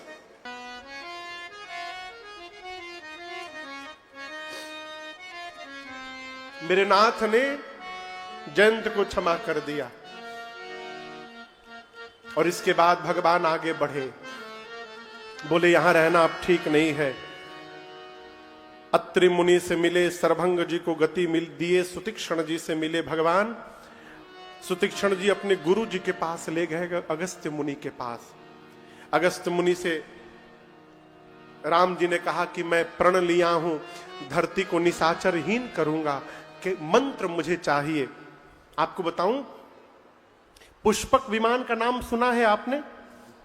किसके पास था? कुबेर के पास। पुष्पक विमान बनाया कौन था? श्री भरद्वाज मुनि। किसने बनाया था? श्री भरद्वाज मुनि ने पुष्पक विमान बनाया और उस विमान को राम जी के पूर्वज रघु महाराज को दे दिया। किसको दे दिया? रघु जी को। सरकार, रघु जी ने उस पुष्पक विमान को कुबेर को उपहार में भेंट कर दिया। कुबेर रावण के सौतेले भाई हैं। हाँ, रावण के सौतेले भाई हैं कुबेर, देवताओं के कैशियर है कुबेर। रावण को जब पता चला कि मेरे भाई कुबेर के पास एक जहाज आया है, एक बार कुबेर पर धावा, पुष्पक यान जीत ले आवा। वहां से पुष्पक यान जीत करके लेके आ गया लंका। कुबेर रोते रोते पहुंचे रघु जी के पास, जाकर बोले आपने जो जहाज दिया था रावण लेके चला गया। कुबेर रघु जी को आया आवेश, निकाले बाण कि आज रावण को मार दूंगा, चल पड़े रावण को मारने। रास्ते में ब्रह्मा जी मिले। ब्रह्मा जी बोले आपके मरने से मरेगा वो कि जा रहे हैं मारने? आपके मारने से नहीं मरेगा, आप ही के वंश में परमात्मा अवतार लेंगे जिनके हाथों उसकी मृत्यु निश्चित हुई है। तो जो बाण निकाले थे रघु जी महाराज रावण को मारने के लिए, ब्रह्मा जी ने वो बाण अपने पास ले करके और अगस्त्य मुनि को दे दिया। आज जब राम जी ने कहा अगस्त्य मुनि से कि मुझे मंत्र दीजिए जिससे मैं रावण का अंत करूंगा, तो अगस्त्य मुनि ने राम जी को आदित्य हृदय स्तोत्र का पाठ करके सुनाया और वही रघु जी का बाण निकाल करके राम जी को समर्पित किया। कहा इसी बाण से आप रावण का अंत करिएगा, और कहा राम जी आप जाकर पंचवटी में वास करिए। राम जी पंचवटी में आए, कुटिया बनाकर भगवान सीता मैया और लक्ष्मण जी के साथ रहने लगे। पंचवटी कहां है पता है आप लोग को? नासिक में, नासिक में पंचवटी है। एक दिन सुपनखा पहुंच गई पंचवटी में। रावण की बहन है, नकली चेहरा लगा के राम जी के पास गई, राक्षसी है, सुंदर चेहरा बनाई और जाकर राम जी से बोलने लगी, तुम सम पुरुष नमो सम नारी, यह संजोग विधि रचा विचारी, मम अनुरूप पुरुष जग माही, देखे खोज लोक तिहु नाही, आते अब लगी रहो कुमारी, मन माना कछु तुम ही निहारी।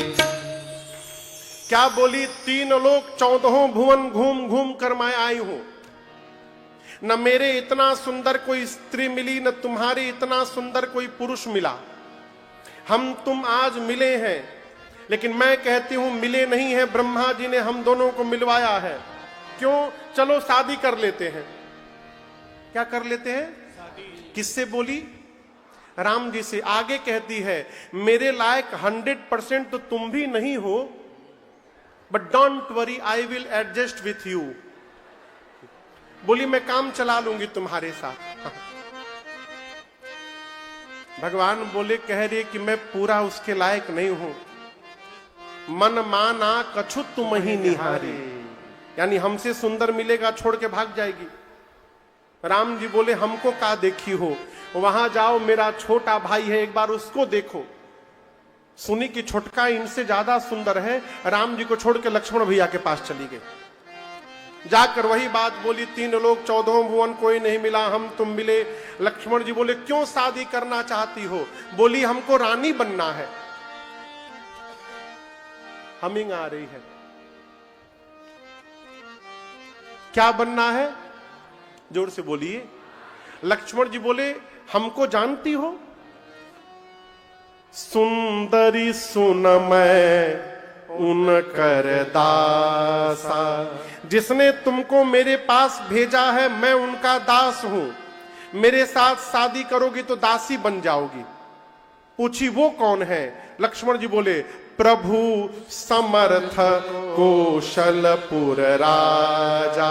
वो कौशलपुर के राजा हैं। उधर करोगी तो रानी, इधर करोगी दासी। बताओ क्या बनना है तुमको? बोली हमको तो रानी बनना है। खड़ी क्यों हो जाओ। लक्ष्मण जी और राम जी उसको पेंडुलम बना दिए, कभी इधर कभी उधर, कभी इधर कभी उधर। अंत में लक्ष्मण जी को आया आवेश। बोले सुन, बहुत शादी करने का मन हुआ है तुम्हारा, चेहरा देखियो अपना। तुम्हारे साथ शादी वही करेगा जो लज्जा का त्याग करके बैठा है। इतना अपमान सुनी सूर्पणखा अपने असली रूप में आई, विकराल रूप करके दौड़ी सीता मैया की ओर। लक्ष्मण भैया की ओर राम जी ने इशारा किया, भैया। लक्ष्मण जी बोले जो आज्ञा प्रभु। राम जी बोले काट दो। क्या कर दो? काट दो। का काट दो?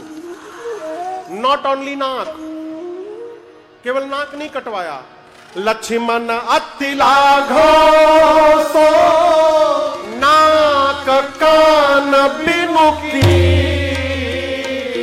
ताके कर रावण कहाँ मनो सुनो तेरे। उसका नाक कान काट दिया लक्ष्मण जी ने। कान काट कर हाथ पे रख दिया, दोनों कान, अब बीच में नाक रख दिया। कान काहे काटा? राम जी बोले खाली बोलती है, सुनती नहीं है। जब सुनती नहीं तो कान लेके घूमने का क्या मतलब? काटो कान इसका। और नाक क्यों कटवाया? कह रही थी मेरे से सुंदर कोई है ही नहीं। देखिए, कोई जीव कितना भी गोरा हो, यदि उसका नाक थोड़ा भी डिस्टर्ब हुआ तो पूरी सुंदरता चली गई। सुंदरता का सारा केंद्र नकिए में है। नाक तनिको सरकार टेढ़ हुआ फिर भगवान ने मालिक है। भगवान बोले काटो इसका नाक, कुरूप बनाओ। लक्ष्मण जी ने नाक काटा, दोनों कान काटा, उसके हाथ पर दोनों कान नाक रख दिया, कहा मिला लो, बाद में कंप्लेन मत करना, काम कम हो गया। जाकर रावण को देकर कहना मैंने चुनौती भेजा है उसको। गई खरदूषण के पास, खरदूषण आए, राम जी ने ऐसी माया रची, सब आपस में लड़ के मर गए। जब खरदूषण मर गए तो सूर्पनखा गई रावण के पास, जाकर लगी चिल्लाने, दिन रात मदिरा पीकर सोते हो? तुमको पता है रावण, तुम्हारा शत्रु तुम्हारे सिर पर नाच रहा है। रावण बोला ये नाक कान कहां से कटवा के चली आई? बोली दो राजकुमार आए हैं, राम और लक्ष्मण। राम के कहने पर लक्ष्मण ने काट दिया है। उनके साथ बड़ी सुंदर स्त्री है, वो इतनी सुंदर है कि उसको तुम्हारे पास होना चाहिए। रावण बोला मेरे पास क्यों आई? खरदूषण के पास जाना चाहिए था। बोली गई थी। रावण बोला आगे क्या हुआ? बोली वो भी दोनों गए थे। इसके आगे बताओ। मर गए दोनों। रावण बोला मर गए? शूर्पणखा को उपचार के लिए भिजवाया, गेट बंद किया कमरे का, और रावण एकांत में सोचने लगा। अब दर्शन करिए, क्या जितना बल मेरे में है उतना ही बल खरदूषण में था। भगवान को छोड़कर कोई मार नहीं सकता। खरदूषण मर गए, इसका क्या मतलब? कि भगवान धरती पर अवतार ले चुके हैं। रावण कंफर्म हो गया कि भगवान अवतार ले चुके हैं। अब सोचने लगा यदि परमात्मा अवतार ले लिए हैं तो मुझे भी तो मुक्त होना है। कैसे मुक्त होऊंगा? उठाओ माला, आज से भजन शुरू करो। माला जपने लगा रावण। आधा जपा था तब तक उबासी आई, अब माला छूट गया। फिर कहता है होई भजन न तामस देहा। मेरा तामसी शरीर में चाह कर भी भजन नहीं कर पाऊंगा। अब क्या करूं? भजन नहीं कर पाऊंगा तो उद्धार कैसे होगा? जब कोई रास्ता नहीं दिखाई पड़ा तो रावण ने निर्णय किया मन में, मैं राम से युद्ध करूंगा। क्या करूंगा? राम भले न करे, मैं जाई बैर हाथी करी हूं, मैं अपनी ओर से झगड़ा करूंगा, लड़ाई करूंगा। और प्रभु सर प्राण तजे भव, राम के बाण से प्राण त्याग करके मैं भी मुक्त हो जाऊंगा। कौन सोच रहा है? रावण। इसका मतलब आप ये ना मानिएगा कि रावण राम जी को जानता नहीं है, वो सब जानता है। उसके पास अब कोई रास्ता नहीं बचा है। चला मारीच के पास। इधर लक्ष्मण जी कहीं गए थे, पंचवटी में एकांत पाकर राम जी ने सीता जी से कहा सीते मैं कुछ लीला करना चाहता हूं, जब तक मैं धरती से निशाचरों को मिटा न दूं आप अग्नि में जाकर के बैठ जाओ। कहां? अग्नि में। जोर से बोलिए। अग्नि में। राम जी की बात मानकर सीता मैया अग्नि के भीतर जाकर के बैठ गई और राम जी के पास मां ने अपने फोटो प्रतिबिंब को रख दिया, छाया को। अब याद रखिएगा, अब राम जी के साथ असली सीता जी नहीं है। कौन सीता जी है? छाया सीता जी है। असली मैया कहां है? अग्नि में। रावण का वध करने के बाद भगवान ने लंका में जो अग्नि परीक्षा ली थी सीता मैया की, वो कोई परीक्षा नहीं ली थी। छाया वाली सीता जी को अग्नि में पहुंचाकर जला देना था और असली मैया सीता जी अग्नि से बाहर चली आती और ये रहस्य दूसरा कोई जान नहीं पाता। इसलिए भगवान ने वो सारी प्लानिंग की। भगवान ने कोई परीक्षा नहीं ली थी मां की। लक्ष्मण जी भी नहीं जानते कि सीता जी नकली है। अब उधर रावण गया मारीच के पास, जाकर कहा मामा चलो सोने का हिरण बनो। क्या बनो? सोने का हिरण। हाँ। मारीच बोला क्यों? रावण बोला राम की पत्नी सीता का हरण करना है। मारीच बोला दिमाग ठीक है तुम्हारा? जिस राम ने ताड़का को मार दिया, जिस राम ने सुबाहु को मार दिया, मुझे बिना फर का बाण मारा था, मैं यहां आकर गिरा हूं। उस राम को तुम मनुष्य समझ रहे हो रावण? राम भगवान है, शरण में जाओगे तो उद्धार होगा। रावण बोला प्रवचन सुनने नहीं आया हूं मैं तुमसे। तुम सोने का हिरण बन के चलते हो कि नहीं चलते हो, यस नो में उत्तर दो बस।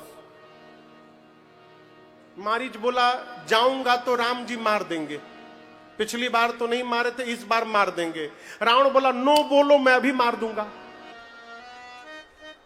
तुम बोलो नहीं जाऊंगा, अभी बोलो अभी मार दूंगा। राम तो जाओगे तब न मारेंगे, तुम ना बोलो मैं अभी मार दूंगा। मारीच कहा जाऊंगा तो राम जी मारेंगे, नहीं जाऊंगा तो रावण मारेगा। यानी मरना तय है आज। यदि मरना ही है तो इस पापी के हाथों क्यों मरा जाए, चलकर भगवान के हाथों मरा जाए, उद्धार होगा जीवन में। मां ने मृग चर्म को मांगा और भगवान उस मृग चर्म को लेने के लिए मारीच के पीछे दौड़ पड़े। बंद है क्या ये? बहुत दूर जाकर भगवान ने बाण चलाया। बहुत दूर क्यों? अच्छा आप दर्शन करिए, राम जी जयंत को बाण उसके पीछे जाके छोड़े थे कि बैठ के? जोर से बोलिए। असली बाण छोड़े थे कि नकली? नकली कुशा का बाण। चित्रकूट में बैठकर बाण राम जी छोड़े। अब वो बाण जयंत को 3 लोक 14 भुवन दौड़ा दिया। तो आज पंचवटी में बैठकर राम जी बाण छोड़ते तो मारीच को नहीं लगता? लगता ना? तो राम जी पीछे क्यों दौड़े? ये प्रश्न है। क्यों दौड़े? मरने वाले की अंतिम इच्छा पूरी करनी चाहिए। मारीच जब चला सोने का हिरण बनकर, जानता है कि आज मरूंगा, लेकिन रो नहीं रहा था, नाच रहा था। कैसे नाच रहा था? जैसे फांसी के फंदे पर जाते समय शहीद आजम भगत सिंह जी नाच रहे थे, वैसे मारीच नाच रहा था। रो नहीं रहा था, मन में कह रहा था कि आज मेरे से अधिक भाग्यशाली कौन होगा। पूरा जगत राम के पीछे दौड़ता है और आज हाथ में धनुष बाण लेकर राम मेरे पीछे दौड़ने वाले हैं। मेरे से अधिक भाग्यशाली कौन होगा? आगे आगे मैं दौड़ूंगा, पीछे से राम जी दौड़ेंगे मेरे पीछे। मम पाछे धर धावत धरे सरासन बाण। और कोई उनकी एक झलक के लिए तरसता है, मैं तो दौड़ता रहूंगा। अब बीच बीच में पीछे मुड़ मुड़ कर कई बार राम जी का दर्शन प्राप्त करूंगा। मेरे से भाग्यशाली कोई नहीं है। भगवान सोचे बैठे बैठे मार दूंगा तो इसकी इच्छा कैसे पूरी होगी, इसलिए उसकी इच्छा पूरी करने के लिए भगवान दौड़ पड़े। अब बहुत दूर तक दौड़कर राम जी गए। भगवान ने बाण चलाया, मारीच को बाण लगा, जोर से बोला हाँ लक्ष्मण अपाछे सुमेरे सी मन महु रामा। जोर से हाँ लक्ष्मण बोला। अब पीछे से मन में राम बोलकर प्राण का त्याग कर दिया। हाँ लक्ष्मण की आवाज लक्ष्मण जी को सुनाई पड़ी, सीता जी को सुनाई पड़ी पंचवटी में। सीता मैया ने कहा लक्ष्मण जी आपके भैया बुला रहे हैं। लक्ष्मण जी ने एक रेखा खींची, कहा मां इसको पार मत करिएगा। लक्ष्मण जी गए और आप सब जानते हैं रावण सन्यासी का वेश बनाकर आया। अब मेरी मां को लेकर के गया। कहां गया? लंका, बीच में जटायु जी से युद्ध हुआ। जटायु जी महाराज रावण को इतना मारे चोंच से, रावण 24 मिनट के लिए बेहोश हो गया था। चोंचन मारी बिदारे से दे। सरकार, इतना मारा जटायु जी ने रावण को चोंच से, लहू लुहान कर दिया उसको। 24 मिनट के लिए रावण मूर्छित हो गया। लेकिन जैसे मूर्छा से जगा, क्रोध में निकाला अपना चंद्रहास खड्ग और जटायु जी के दोनों पंखों को काट दिया उसने। आकाश में पंख कटा। जटायु जी महाराज गोल गोल घूमते घूमते नीचे गिरे, लेकिन रो नहीं रहे थे। क्या बोल रहे थे पता है? जय हो प्रभु, अद्भुत किया नाथ आपने, अद्भुत किया प्रभु आपने, सुमिरी राम के अद्भुत करनी। अब आप बताओ, किसी का पंख कट जाए और वो कहे अद्भुत किया, अद्भुत किया। किसी ने कहा पगला गए हैं का, आपके दोनों पंख कट गए और कह रहे अद्भुत किया भगवान ने। जटायु जी ने कहा सही में अद्भुत किया राम जी ने। यदि मेरे शरीर में पंख रहता ना, तो सीता जी के हरण की बात राम जी को बताने की जिम्मेदारी मेरी रहती। मुझे उड़ के जाना पड़ता राम जी के पास ये सूचना देने के लिए। लेकिन भगवान ने मेरे पंखों को कटवा कर उस जिम्मेदारी से मुझे मुक्त कर दिया है। अब मुझे राम के पास नहीं जाना है, अब राम को मेरे पास आना है, इसलिए मैं निश्चिंत हो गया हूं। सुमिरी राम के अद्भुत करने। इधर लक्ष्मण जी को आते भगवान ने देखा, राम जी नाटक करने लगे। आप कहिएगा महाराज ये कैसे कहा आपने? गोस्वामी जी लिख रहे हैं, रघुपति अनुजही आवत देखी, बाहिज चिंता, बाहरी चिंता राम जी करने लगे, नाटक। भीतर जानते हैं कि काम पूरा हो गया है। आश्रम गए, मां से विहीन आश्रम देख भगवान रोने लगे। ढूंढते ढूंढते जटायु जी के पास गए। जटायु जी ने सब बताया। दक्षिण दिशा में लेकर गया है प्रभु सीता जी को रावण। केवल आपको ये बात बताने के लिए मैंने अब तक प्राण बचाया था शरीर में। अब आपको बता दिया मैं, प्रभु विदा करिए हमको, विदा कर दीजिए नाथ। राम जी कहे कि देखिए, मेरे पास मेरा पिता नहीं है, आपके पास कोई बेटा नहीं है।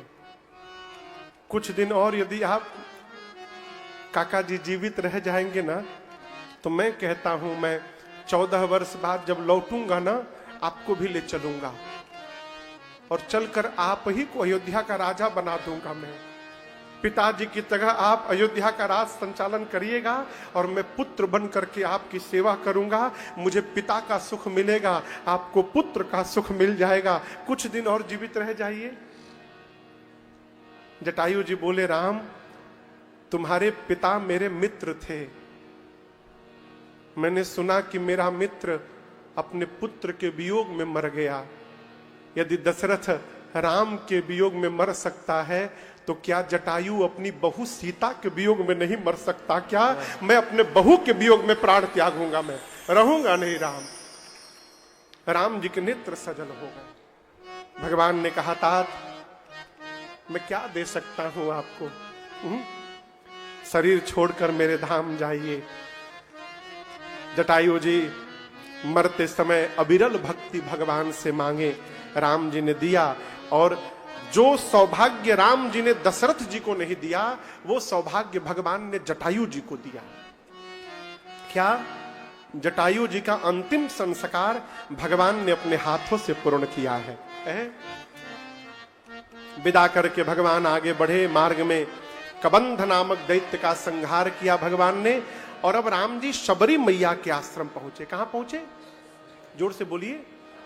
शबरी मैया के यहां। शबरी मैया का विवाह निश्चित हुआ। विवाह के एक दिन पहले उन्होंने देखा कि बहुत सारे पशु, भेड़ बकरी ला करके घर के दरवाजे पर बांधे गए हैं। सरकार, शबरी मैया ने पूछा, ये इतने इतने पशु क्यों लाए गए हैं? लोगों ने कहा कि कल जो बाराती आएंगे ना, उनके लिए इनसे भोजन बनाया जाएगा। शबरी मैया बोली, जिस विवाह में इतने पशु मर जाएंगे, उस विवाह से मेरा मंगल नहीं हो सकता है। रात को घर छोड़ के भाग गई, और भागी बाद में बाहर निकल के जो पशु बंधे थे उनको खोल दिया शबरी मैया ने, सबका बंधन खोल दिया। सारे पशु रोने लगे। शबरी मैया से बोले, शबरी तुमने हमको बंधन से मुक्त किया है, हम आशीर्वाद देते हैं एक दिन भगवान तुमको बंधन से मुक्त करने के लिए आएंगे। शबरी मैया गई मतंग ऋषि के पास, जाकर लगी सेवा करने। एक दिन मतंग ऋषि ने कहा, शबरी मेरे भाग्य में राम का दर्शन नहीं है, परंतु तेरा भाग्य मैं देख रहा हूं, तुझे दर्शन देने के लिए राम चलकर तेरे पास आएंगे, इसी आश्रम में प्रतीक्षा करना। कितने दिन तक शबरी ने प्रतीक्षा की, आपको कुछ पता है सरकार? 10,000 साल। कितने दिन शबरी ने प्रतीक्षा किया? 10,000 साल। जब गुरु जी कहे थे कि राम आएंगे, उस समय शबरी मैया युवान थी, बूढ़ी हो गई हो।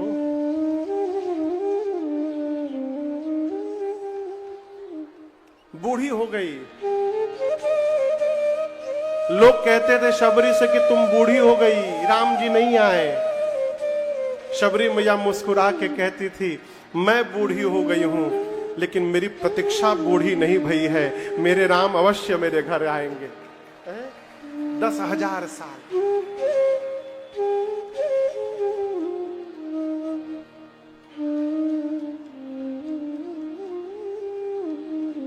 ये कौन आ गया? कौन है ये?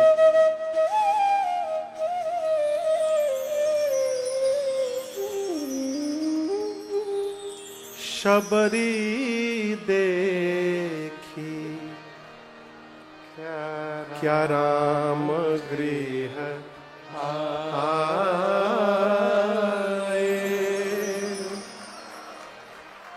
शबरी मैया को 2 लोग आते हुए दिखाई दिए। अब दर्शन करिए। मां ने गुरु जी से पूछा था, गुरुदेव राम जी आएंगे तो मैं पहचानूंगी कैसे कि राम जी हैं सरकार? तो गुरु जी ने 5 पहचान बताया था। कितना? 5। शबरी जिसके भीतर ये 5 दिखाई पड़ जाएंगे, समझ लेना वो राम जी हैं। शबरी को राम जी, लक्ष्मण जी 2 पुरुष आते दिखाई दिए। अब शबरी मैया मिलाने लगी। पहला गुरु जी ने बताया था, सरसी जलोचन, कमल के पंखुड़ियों के समान नेत्र होगा। शबरी ने देखा बिल्कुल वैसा ही है, एक मिल गया है। दूसरा, बाहु विशाला, राम जी की अजान भुजाएं होंगी, लंबी हाथ भुजाएं होंगी। शबरी देखी एकदम लंबे लंबे हाथ है, 2 मिल गया। तीसरा गुरु जी बोले थे कि जटा मुकुट सिर, सिर पे जटाओं का मुकुट होगा। रे 3 मिल गया, 3 मिल गया। चौथा गुरु जी बोले थे उर बनमाला, गले में बनमाल होगी। तब तक राम जी पास में आ गए। गले में क्या होगी? बनमाल कहते हैं वो माला जो 5 प्रकार के पुष्प से मिलकर बना हो और उसकी लंबाई गले से नीचे पांव तक हो, पांव तक नीचे जमीन तक, उतनी लंबी माला को बनमाल कहते हैं सरकार। गुरु जी बोले थे चौथा पहचान राम जी के गले में माला होगी। राम जी तब तक मां के सामने आ गए। शबरी मैया ने हाथ जोड़कर पूछा, भाई साहब आप जो माला पहने इसका नाम क्या है?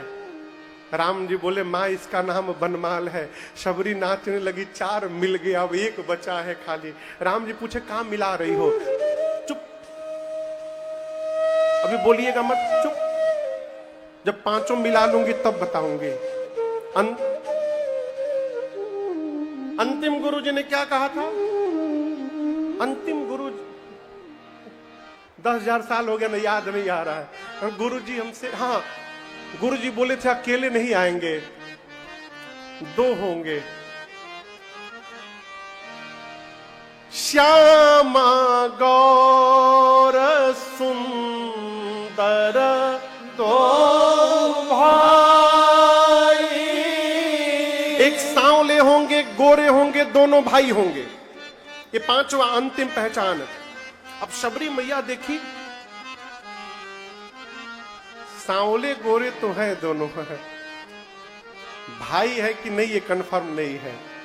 तो शबरी ने राम जी से पूछा कि भाई साहब ये गोरे वाले आपके का लगते हैं? राम जी बोले, मां हम वही रघुराई हैं, अरे हमारे छोट भाई हैं, ये लक्ष्मण है और मैं राम हूं, हम वही हैं जिनको आप ढूंढ रही हैं।